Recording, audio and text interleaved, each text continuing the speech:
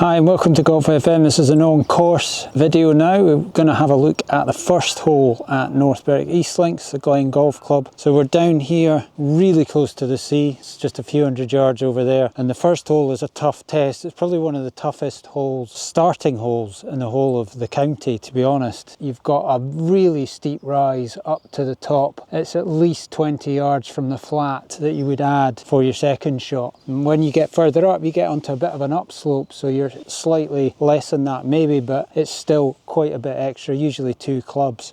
So the overall length of the hole from the whites is 332. So on paper it looks nothing. And if you can carry the ball over 200 yards, you're taking that bunker on the right out of play, and that is the best thing to do. So it might look like a layup shot a lot of the time, but you need to be making sure you're going to carry the 203. So I hit a driver a lot of the time here, depending on what it's like. In the summer it'll be less, it could just be an iron, it could be a rescue club. But when it's wet, wintry and cold, I would just end up hitting a driver a lot of the time here, because it's not going to run into any trouble because the rough's far enough cut back. And sometimes on the left the driver could get you into trouble. If you hit too far it could run into where the path is. Generally take something that easily gets you over the bunker and leaves you a reasonably short second shot. If you're a shorter hitter and you can't get past 200, you'd be better to be up short of that bunker and not risk going in it. So don't try and hit your best drive of the day and risk going in the bunker when actually a 3-wood or a rescue would leave you short, and then you just play another one halfway up the hill, another shorter iron halfway up the hill, because hitting a 3-wood for anybody, even a highly skilled player, into the top of that hill, a 3-wood, is really difficult, and the rough can be really bad on the right hand side of that hill and on the left for that matter. So it's asking a lot to hit a 3-wood up a hill, your best ever shot into a narrow neck with a lot of danger either side. If you are going to be short and struggle to get past that 200 bunker, or if you're messing with it, you're better to play this hole in 3 stages and just get off to a reasonable start, because we've seen people walking off with 10s here quite regularly and ruining their score for the day, so you've got to be careful with that. So what have I written on this course guide that I produced? Drive to the bottom of the hill, avoiding the lone bunker to the right as trapped so many. An accurate drive and short to mid-iron approach takes you to the elevated green. Admire the views as you recover your breath. If your drive isn't so good, the percentage shot is to leave an easier approach rather than risk a long shot that could very well end in tears, unless you're feeling confident, of course.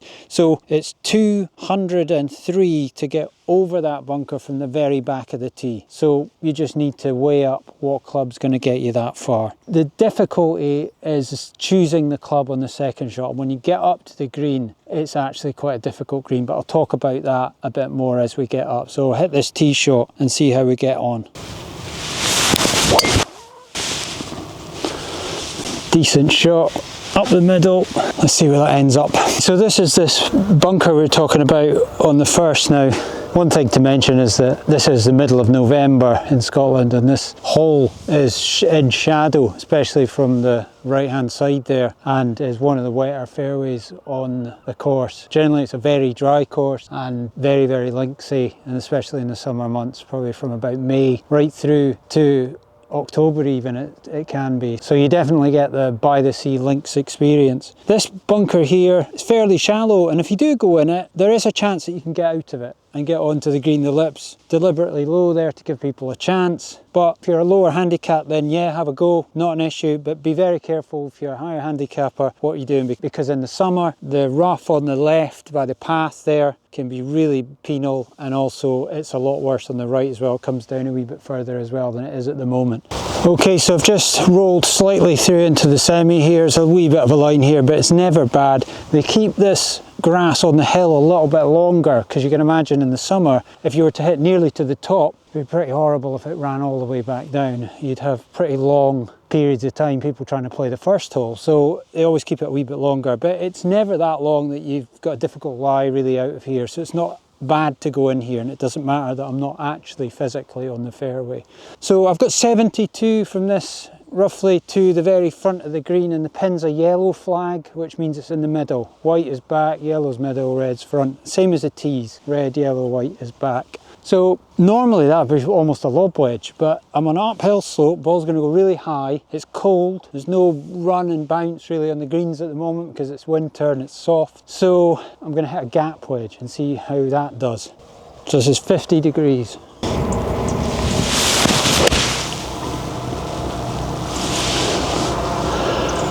I think that was okay, but we'll find out soon enough. Right, and now it's the time for the dreaded walk up the first hill. Now remember that you are at your freshest and you have your most breath at this point, so it's strategically placed, this hill, when you have the most energy and you're going to be able to handle it. So let's see how I get on walking up here holding an incredibly heavy camera and my clubs, and see what sort of state I'm in at the end of it. But look at the views even behind me. And you have to remember this is the worst hill for the round. There's a couple other hills, but they're nothing like this. And once you're up here, it's plain sailing. And the views are just unbelievable all the way around. Every hole, there isn't a view that you don't want to take a picture of. Nearly at the top. And here we are. So not too bad. Look at the views. Unbelievable. And more importantly, look at the shot. It's a miracle. It's a miracle. Anybody would have thought I'd staged that, but I didn't for once. So let's see if I can do this without editing.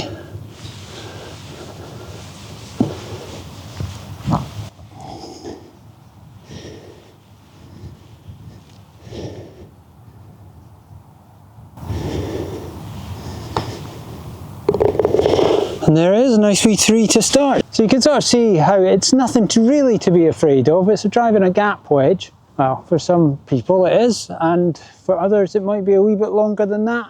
But it's nothing to be afraid of. It's not as fearsome as it maybe first looks. And as I say, that's the most extreme hill that there is on the course. It calms down a wee bit after that. But some great holes out here, and hopefully I'll get to them in time. In the meantime, if you've got any questions, put them in the comments and I'll get back to you. And hopefully we'll see you here trying to play the first at North Berwick East Links before long. Thanks for watching.